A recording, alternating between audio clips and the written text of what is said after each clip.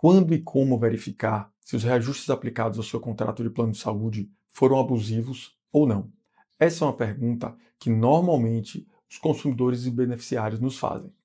Antes de mais nada, é extremamente importante relembrar que o contrato de plano de saúde tem por objeto a prestação continuada de serviços ou cobertura de custos assistenciais sem limite financeiro por prazo determinado com o objetivo de assistência à saúde, seja em rede credenciada ou rede não credenciada, quando previsto em contrato ou nas exceções legais. Os reajustes serão, em verdade, a recomposição desse valor pago mensalmente, com o objetivo de manter o equilíbrio do contrato. Orientamos a que os consumidores prestem atenção em dois momentos. O primeiro, o aniversário do contrato, e o outro, sempre que algum participante da apólice completar aniversário, o mês subsequente. E como comparar?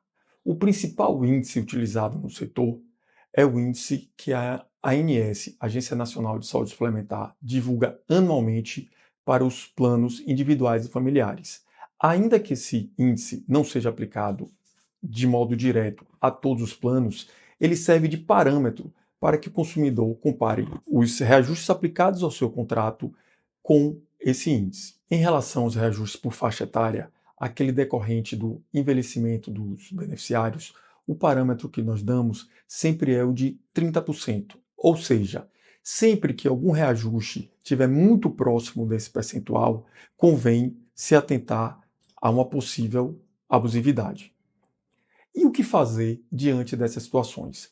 A nossa orientação sempre é, inicialmente, manter contato com a operadora de plano de saúde para saber a origem, o fundamento desse reajuste. E com base nessa informação, procure o advogado ou advogado especializado, que ele vai poder sanar as suas dúvidas. Em relação ao tema dos reajustes anuais, vamos aprofundá-lo com base em cada tipo de contrato. Para os contratos individuais ou familiares, há duas previsões. A primeira, para os contratos novos e para os contratos antigos adaptados. Nesse caso, aplicar-se-á a esses contratos o índice anual divulgado pela Agência Nacional de Saúde Suplementar. Para os contratos individuais e familiares antigos, aqueles que foram celebrados até 1º de janeiro de 1999, há uma autorização específica para 4 seguradoras: Itaúseg, Bradesco Saúde, Amil e Sul América. Nesses casos, eles possuem índices que normalmente são um pouco maiores do que o índice geral, mas que são aprovados com a ANS também através de um termo de ajuste de conduta. Em relação a esses contratos, há muitas possibilidades de reajuste ou não. Esses contratos individuais e familiares, por serem os mais regulados que nós temos no mercado, pouquíssima possibilidade de revisão nós teremos. Afinal, a própria ANS já divulga os índices máximos a serem aplicados. Em relação aos reajustes anuais aplicados aos contratos coletivos por adesão, convém algumas explicações. Primeiro, esse contrato coletivo por adesão, até por força da própria RN 557 da ANS, é aquele que, além da estipulante, nós teremos também a figura da administradora de benefícios. Para esses contratos, não há um limite máximo previsto ou definido pela ANS. A regra seria da negociação entre estipulante, operadora e administradora. Apesar de não ter um índice específico para esses contratos, eles podem sim ser revisados judicialmente.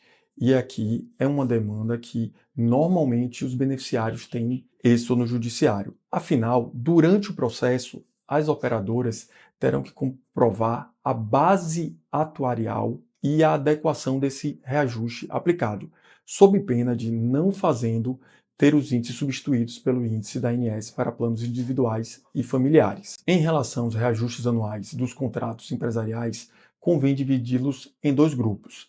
O grupo dos contratos empresariais até 29 vidas ou beneficiários e os contratos que possuem um grupo maior de beneficiários até 29 vidas, também chamados PME. Teoricamente, através da resolução 565 da ANS, eles estariam inclusos no pool de risco. Entretanto, também poderemos fazer a revisão desses reajustes via judiciário. Afinal, no curso de um processo, também a operadora precisará aprovar a base técnica desse reajuste. Para esses tipos de contrato, aqueles até 29 vidas, outra tese que tem se mostrado vencedora no âmbito judicial é a tese da falsa coletivização, ou também chamado de microgrupos. Entretanto, o judiciário tem entendido que, por conta da vulnerabilidade desses grupos, também deve ser substituído o índice aplicado pelo índice divulgado pela Agência Nacional de Saúde Suplementar. Para os contratos maiores, a regra geral é a da negociação entre estipulante e operadora de saúde. Aqui, o tipo de revisão já é um pouco diferente, porque o foco principal ele não é no beneficiário, e sim uma discussão técnica, atuarial, entre tese apresentada pelo contratante e da operadora. Exceção nesses casos, e que também pode ser objeto de revisão judicial, é quando os beneficiários estão inseridos nesse contrato por conta de demissão ou aposentadoria. Nesses casos, de modo excepcional, poderá sim haver revisão judicial desses índices se as operadoras não cumprirem os deveres de informação em relação a esses índices aplicados. O reajuste por mudança de faixa etária é aplicado nos contratos de plano de saúde quando o segurado atinge determinadas idades. Eles são previamente previstos em contrato e devem seguir algumas regras. Desde já é importante salientar que esse reajuste não se confunde com o reajuste anual, que é um outro tipo de aumento aplicado uma vez ao ano no aniversário do contrato. Se o seu contrato for novo, isto é, for celebrado após 1999, ele deve seguir as disposições da atual Resolução Normativa 563 da ANS. Isso significa que as faixas etárias passíveis de reajuste são previamente determinadas, sempre que o segurado atingir idade com final 4 ou 9, como 19, 24 anos, 34, 39 até os 59 anos. Já para os planos antigos, que são aqueles cujos contratos foram celebrados antes de 1999, deve-se seguir o que está no contrato.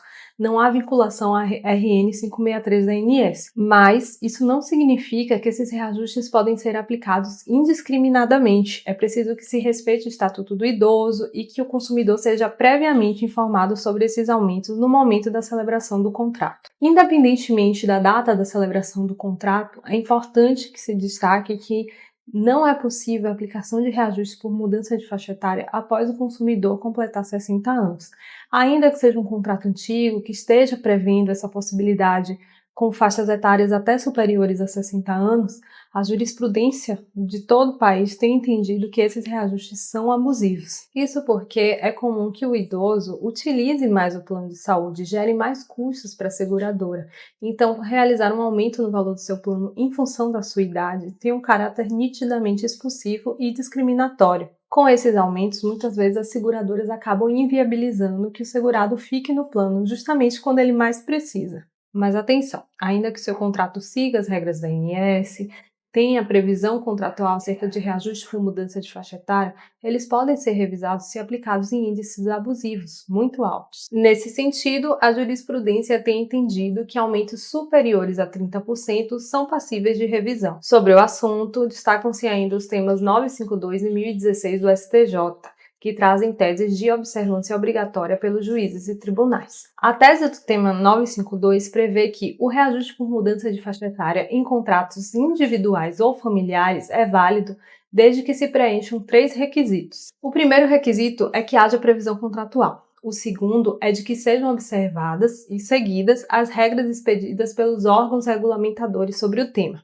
E o terceiro requisito é que não sejam aplicados percentuais desarrazoados ou aleatórios, sem base atuarial idônea, que discriminem o idoso ou provoquem onerosidade excessiva ao consumidor. Já o tema 1016, que trata dos contratos coletivos, confirma a aplicação da tese do tema 952 também para esse tipo de contrato, ressalvando, entretanto, a inaplicabilidade do CDC para os contratos de autogestão. Como funciona o processo de revisão de reajustes aplicados a um contrato de plano de saúde? O judiciário ele tem se dividido em 2 correntes.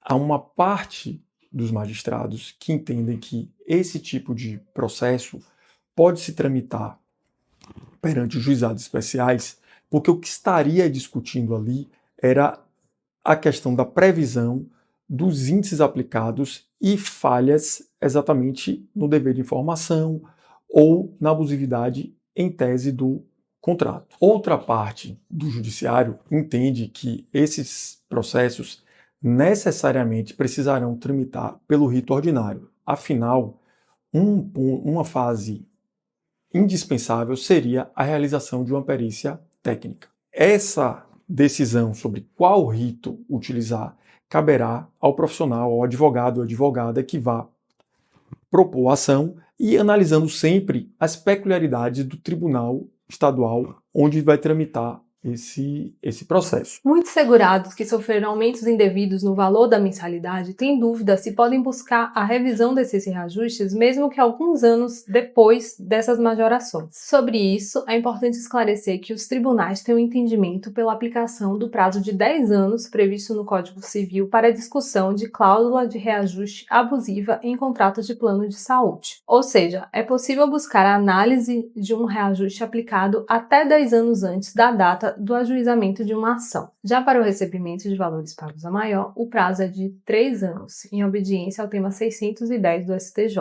que prevê a pretensão ressarcitória trienal, ou seja, é possível buscar a devolução de valores a pagos a maior 3 anos antes, até 3 anos antes do ajuizamento da ação. Vale ressaltar que alguns tribunais já têm entendimento simulado sobre o tema. É o caso das turmas recursais do Tribunal de Justiça do Estado da Bahia. Há uma súmula de número 03 que determina que o prazo para revisão de cláusula de reajuste abusiva é de 10 anos e de restituição de valores pagos a maior de 3 anos. E em relação ao tempo de duração do processo, ele demora? Bom, isso vai depender do rito que for escolhido para o processamento da ação. Se tramitar sob o rito dos juizados especiais, esse processo costuma ser mais célere, principalmente se não houver produção de novas provas, audiência de instrução, e a sentença costuma ser prolatada pouco tempo após a realização da audiência de conciliação. Se tramitar sob o rito da justiça comum, esses processos costumam ser mais longos. Isso porque normalmente se envolve a realização de perícia, que demanda mais tempo, mais prazo para manifestação e maior dilação probatória. Mas, ainda que tramite sob o rito da justiça comum, que costuma ser mais longo, há sempre a possibilidade de concessão de medida liminar, antecipação dos efeitos da tutela, que pode garantir ao usuário a diminuição do valor do seu plano antes mesmo da prolação da sentença.